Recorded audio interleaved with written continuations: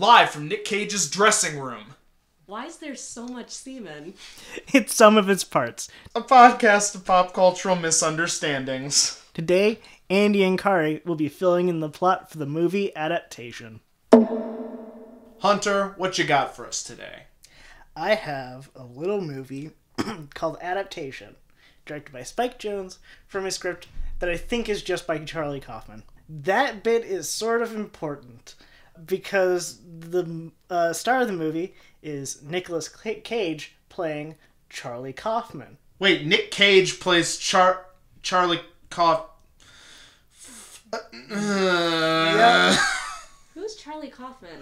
He is a, I guess, famous screenwriter? Infamous. I would choose the word infamous for him. He writes very... Imagine if Chuck Tingle was a screenplay writer, but not obsessed with, like, fucking dinosaurs. As obsessed with meta-narrative as Chuck Tingle is with fucking dinosaurs. Yeah, it's... We know that we're in for a meta-adventure here. Okay. That's the takeaway. So, Nick Cage plays Charlie Kaufman. Which I'm not going to be able to get over. Which is even greater that you can't get over that, because Nick Cage also plays Charlie Kaufman's brother, Donald. Is Donald Kaufman a real person? No. But the screenplay is credited as being written by Charlie and Donald Kaufman. And so I think he got 2 Oscars that year, I guess. Did the Oscars not do the fact checking? Did they just assume? I'm sure he only got the 1. But there's a phantom Oscar that belongs to Donald Kaufman. The ghosts of Oscars past. Phantom Oscar would be a great Oscar-nominated film. And the Phantom Oscar goes to this ghostwriter. So, alright. So, Charlie Kaufman is a screenwriter who has been given the assignment of trying to adapt the book The Orchid Thief by Susan Orlean, who in the movie is played by Meryl Streep. Okay, so we've got another Meryl Streep movie here. Mm-hmm. Also, is The Orchid Thief a real book? Yes. Okay. You can go out and buy it. And Susan Orlean is a real person who had an interesting reaction to the movie, I would say. I mean, there's already a dude who doesn't exist in the movie, so... All bets are off. So, the movie is about Charlie Kaufman's attempt to adapt The Orchid Thief into a screenplay. So, can we ask vaguely what The Orchid Thief is about? The Orchid Thief is about Susan Orlean's... It's a nonfiction book about... this man named John LaRoche, who in the movie is played by Chris Cooper, who goes around swamps of Florida stealing orchids. And Susan Orlean just wrote a book basically about him. And yeah. Oh, so it's a nonfiction book about a guy who steals rare plants. Yep. Why would you adapt that in the first place? Apparently, I think it was a New York Times bestseller, which means you are contractually obligated to make it into a film. Okay, fine.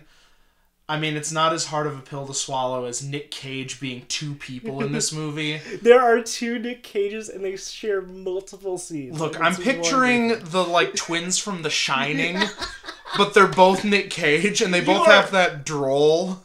You are remarkably accurate in that description. Come play with us, Charlie. Wait, I am Charlie. Fuck! Oh, no. Come play with us, Susan, forever and ever. Oh, poor Susan. So, what can go wrong when you're what can go wrong when you're adapting things? Plenty of things. Yeah, so what can go wrong? You're Charlie Kaufman, you have depression, and hate everything about yourself. Oh my god! Relatable. This is the most relatable character. So, I think I know where this is going. He does not want to do his work. So, I think it's pretty obvious that he, kind of, sort of read through The Orchid Thief, except not quite. He's just, flipping to random pages and being like, alright, there's a character here. I'll fucking draw it in later. The opening was cool when he was stealing orchids, but now it's just about his home life and like, you lost me, Susan. You lost me. So clearly he has to go drastically off-roading into dangerous styles of narrative that, since we are in a Charlie Kaufman movie about Charlie Kaufman writing a Charlie Kaufman movie, which makes my head hurt, it means that whatever he's writing needs to come to life and be shitty enough to convince him to not write more. And I think that he must have drawn a lot of inspiration from Chuck Tingle. Yeah. So what would Chuck Tingle write how would Chuck Tingle write The Orchid Thief? Pounded in the butt by an orchid. The Orchid Thief story. that I stole from the Florida Everglades. Pounded in the butt by the orchid that I stole in the Florida Everglades. But wait, hold on. But this is about... No, hold on. I've got this one here. Okay? It's Pounded in the Butt by the movie adaptation of my adaptation of getting pounded in the butt by an orchid that I stole from the Florida Everglades. There are like 5 frame stories in this. It's Chuck Tingle's most ambitious work. It is essentially the floral version of Inception, but also getting steamy here too. Can I tell you how much I hate meta narratives already? Like, it's just the worst. No, it's great because we get to just make up dumb bullshit. Okay, so he's sitting there writing this story, struggling to write this story. So the character of the Orchid Thief comes out and starts trying to tell him how to write this story. But then he starts uncovering that the story that the Orchid Thief is telling him is fake. Even though... Well, actually, it's not... Even though the Orchid Thief himself is just a mental projection? Yes. Yeah. So the Orchid Thief was like, and I have like a 12-inch dong. And then he's like, I'm not writing that in. Orchid Thief, you're killing me. He's like, but it's prehensile, so I use it to steal the orchids. And then he's like, I can't write this. We can't make a movie about this. You know, it just sort of wraps around there and pulls the stem out for me. I regret saying everything. Let's back up. And then Obama showed up in the big-ass limousine, and he's like, here, have the key to Washington, D.C., and also be my running mate. Okay, so Vice President Orchid Thief is hanging out with Nick Cage, Charlie Kaufman, and Nick Cage, Donnie Kaufman, and they're trying to call him out on his shit, but he's trying to pull out presidential decrees and, like, call up Steve Bannon to, like, back him up on this. Everything that you just said is not okay. Everything. Every single thing.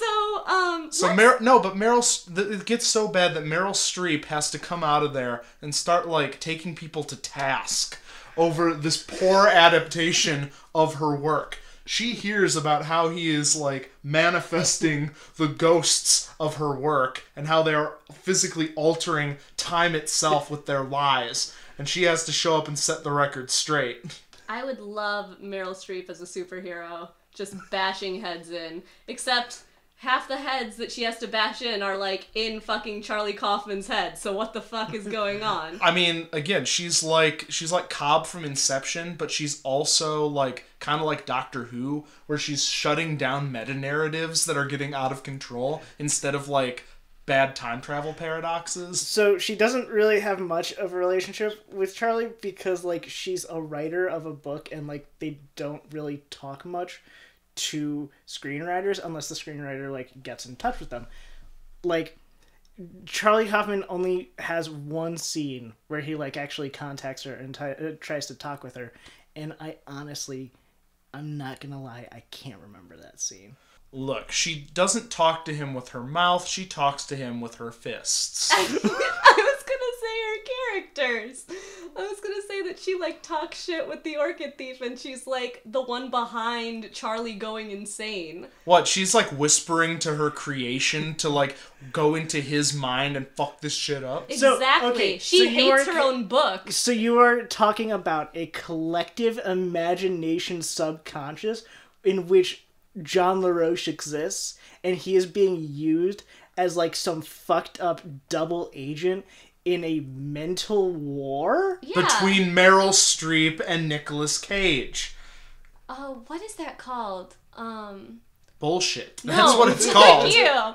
It's called, give me 1 second, I promise. 1 sec. It's a French psychiatric term. Folie à Deux? Yeah, The Madness of Two. Yeah, Folie à Deux. It's a Fall Out Boy album. Well, different strokes for different folks, Psychology I has suppose. been ruined. But what I'm trying to say is that it's totally possible. Okay. Yeah, and he's being used by Charlie Kaufman to mine information about what happens in the book from Susan Orlean. And Susan Orlean is using him to, like, drive Charlie Kaufman mad with various misleading information. Okay. Because he's like super depressed. He's not going to actually read the book. So what if she planted Donnie Kaufman into all this? So he never had a brother, but she penned this idea of him having a twin brother, and then he's like, I don't remember. He like looks at old photographs and like doesn't see him. Yo, but Donnie, he's right why there. you not in here? And he's like, And suddenly, like, it cuts to Donald Kaufman, who's like normal, looks just like Nick Cage, and then it cuts to the picture, and he's not there. And he's like, Donnie, what's up with this? And Donald is like this strung out stoner now, and he's like, oh yeah, I never really got along with mom and dad. Wait, couldn't he just pretend that like some of the photos were him and other ones were Charlie Oh because my God, they're he tries both Nick Cage? He tries to take over Charlie's life and is like, no, you're the one who didn't exist. You're my mental Yeah, that image." would be pretty meta. fuck. I thought where you were going with that is that they would pan over to Dottie and then he would throw up deuces and then slowly fade away. I thought that's where that was going. That's what you would do, but this is Nick Cage. You're right. Carter's writing the script and she's like, actually, this idea is fucking stupid. Deuces. Boom. Yeah, see, because like Is if that you, not how it ends?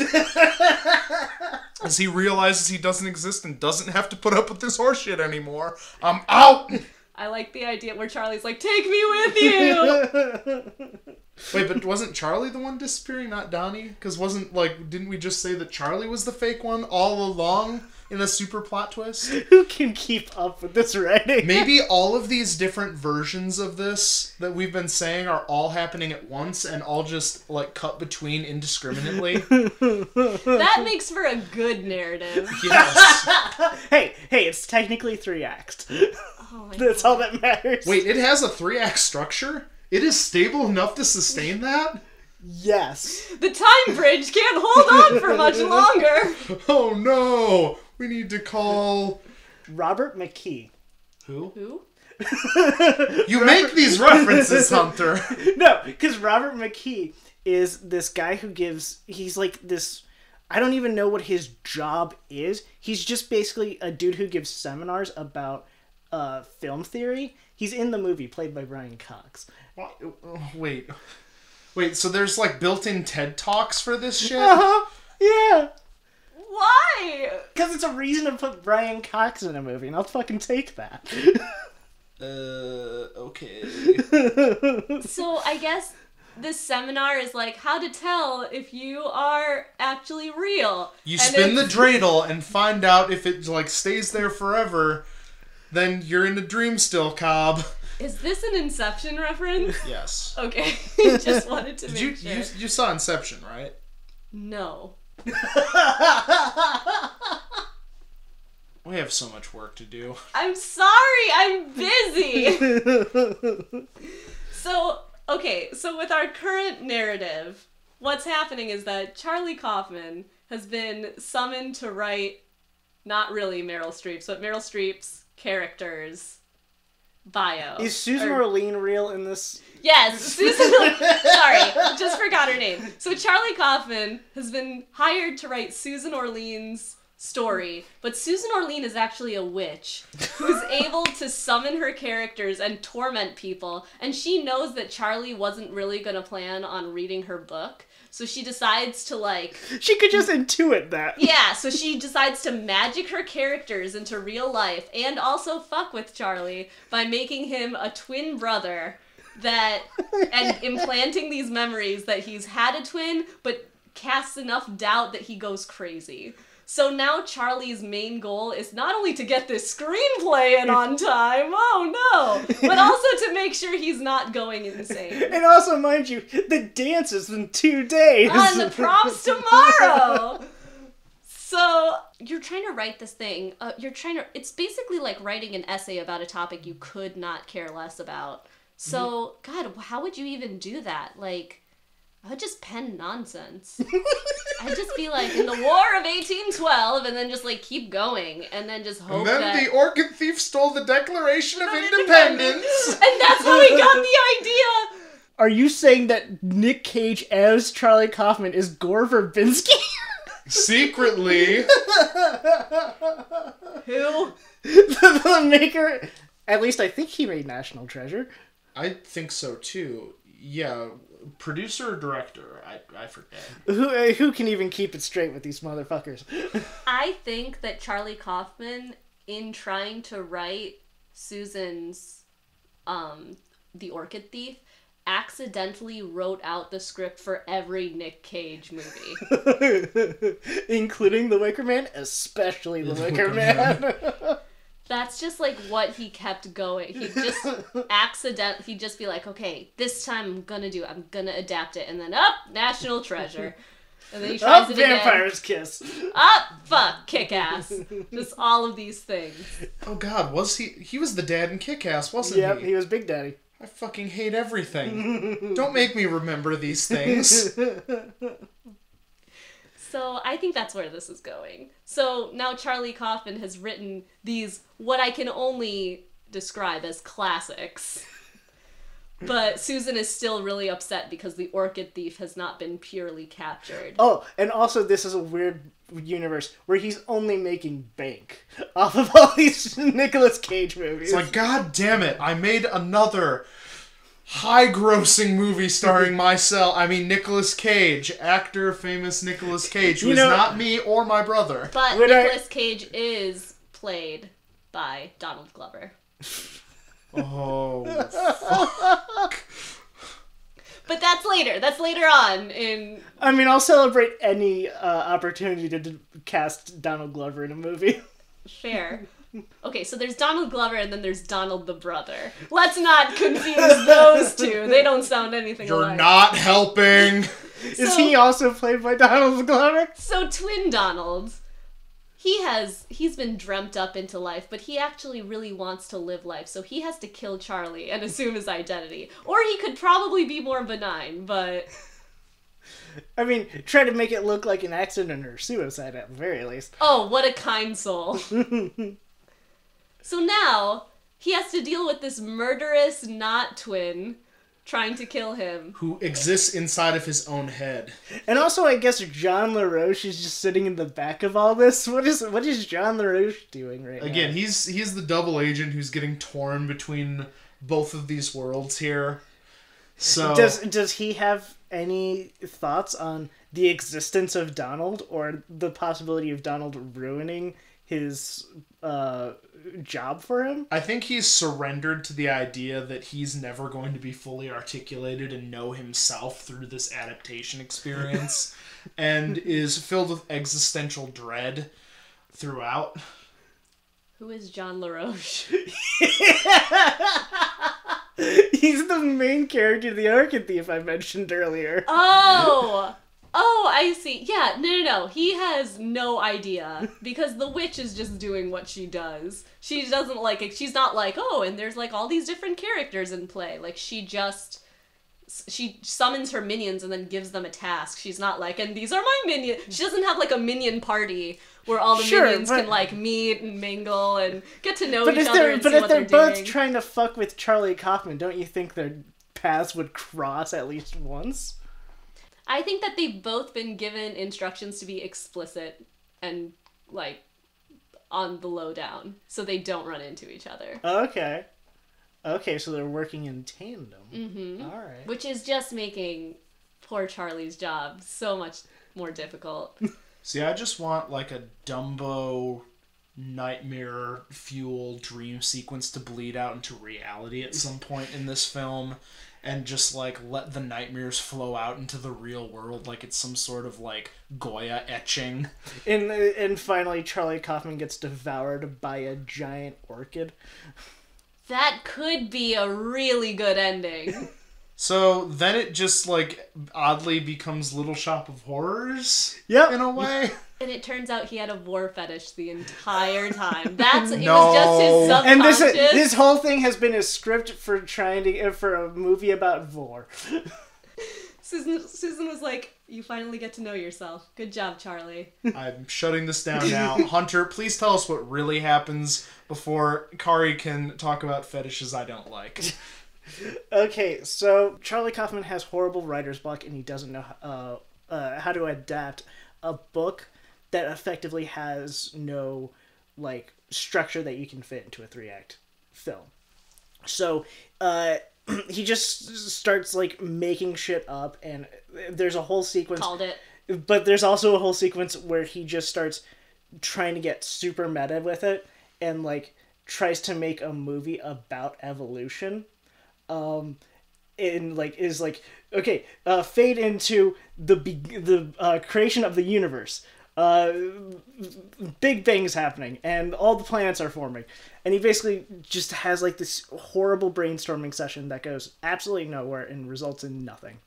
So Donald Kaufman is living with him, and Charlie just hates the idea of his brother living with him while he's also having this horrible existential crisis that he's going through. And Donald has no direction in his life, but decides, well, screenwriting seems to be working for my brother. It's not. So I'm going to try my hand at that. And Thus, he decides to kill his brother and take his job. Because this economy is tough. And if you're not willing to do what you can to get ahead, then... Or they could just be like the screenwriting Wonder Twins here of meta. Unfortunately, that's what should have happened, Andy. Kari's not 100% off, because part of what Charlie hates about himself is he's a pretentious asshole who hates the idea of the 3-act structure of a movie, wants to make something new and different and edgy in a movie that's about nothing. And Donald is just wanting to make like lowest common denominator schlocky thrillers that have like every cliche in the book. So he writes that screenplay. He calls it The 3, and it sells for 6 figures. And Charlie Kaufman, at his lowest point, watching something cliched and schlocky become successful while he's got nothing, turns to the one source that he never wanted to have to turn to, which is Robert McKee. He goes to one of his seminars and basically learns to just get over himself from Robert McKee, and ends up asking Donald for advice on how to write his screenplay, which then leads to them talking to Susan Orlean and asking for her, like trying to get her 2 cents on everything. But Donald meets with her, and after that meeting he's like, I think Susan Orlean made up the Orchid Thief. I don't think any of the things she's wrote in that book actually happened.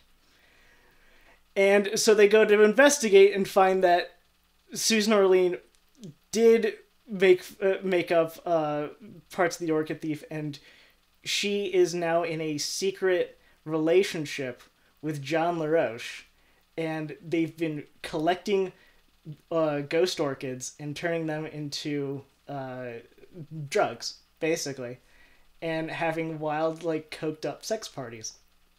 So the real author, Susan, saw this in a theater.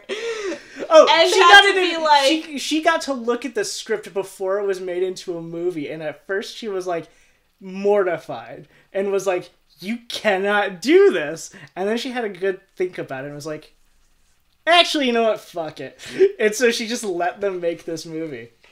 You know, what has been said is, you know, be the first person to parody yourself.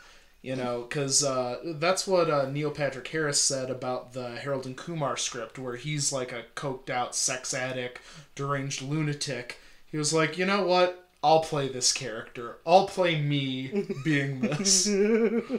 Although, you know, most people don't have the luxury of having Meryl Streep play them. Yeah, it's a risk I would not have made, but I'm glad Susan Orlean did it because it ended up being a remarkable movie. And yeah, so basically, the movie goes completely off the rails when Donald and Charlie try to investigate all this, find out that Susan Orlean's having a secret affair, and turns into the schlocky thriller that Charlie Kaufman never wanted his movie to turn into. When they are found out and Susan's like, they know too much. John, kill them. And yeah, after extended chase sequence, Donald gets shot. Charlie Kaufman tries to drive him to the hospital, and they get into a car accident, and Donald dies. John LaRoche gets eaten by an alligator, and Susan Orlean gets arrested. This makes perfect sense because at least for our interpretation of it, because the two Figments literally died. If you took the beginning of our thing and then capped it off with this ending, it makes perfect sense. Yikes. And he's like, I don't think I want to live in that world. I'm just going a little cross-eyed right now from all of this. Fair enough. Yep, it's a weird movie. It's a weird movie. The part of the movie that I was going to tell you guys about and then was like, I'll save it for later, is when there are multiple scenes of Charlie Kaufman, the character, masturbating immediately after talking to women that he's like had to talk to. What does this have to do with anything in the story? It's the best explanation I can give you is it shows him like at his lowest. And like, so I have to watch Nicolas Cage masturbate if I want to watch this movie. I mean, it's from the waist up.